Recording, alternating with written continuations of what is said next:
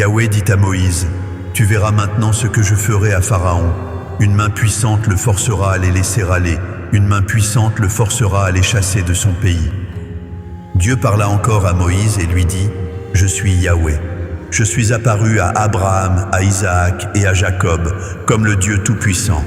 Mais je n'ai pas été connu d'eux sous mon nom, Yahweh. J'ai aussi établi mon alliance avec eux pour leur donner le pays de Canaan, le pays de leur pèlerinage, dans lequel ils ont séjourné. J'ai entendu les gémissements des fils d'Israël que les Égyptiens tiennent dans la servitude, et je me suis souvenu de mon alliance. C'est pourquoi dit aux fils d'Israël, « Je suis Yahweh, je vous affranchirai des travaux dont vous chargent les Égyptiens, je vous délivrerai de leur servitude, et je vous sauverai à bras étendus et par de grands jugements. Je vous prendrai pour mon peuple, je serai votre Dieu, et vous saurez que c'est moi, Yahweh, votre Dieu, qui vous affranchit des travaux dont vous chargent les Égyptiens. Je vous ferai entrer dans le pays que j'ai juré de donner à Abraham, à Isaac et à Jacob. Je vous le donnerai en possession, moi, Yahweh. » Ainsi parla Moïse aux fils d'Israël. Mais l'angoisse et la dure servitude les empêchèrent d'écouter Moïse.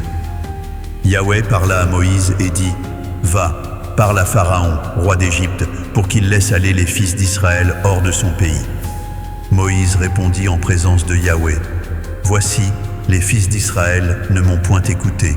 Comment Pharaon m'écouterait-il, moi qui n'ai pas la parole facile ?» Yahweh parla à Moïse et à Aaron, et leur donna des ordres au sujet des fils d'Israël et au sujet de Pharaon, roi d'Égypte, pour faire sortir du pays d'Égypte les fils d'Israël. Voici les chefs de leur famille, fils de Ruben, premier-né d'Israël, Enoch, Palu, Hetzron et Carmi. Ce sont là les familles de Ruben. Fils de Siméon, Jemuel, Jamin, Ohad, Jakin et Tsochar, et Saül, fils de la Cananéenne. Ce sont là les familles de Siméon. Voici les noms des fils de Lévi, avec leur postérité, Gershon, Kehat et Merari.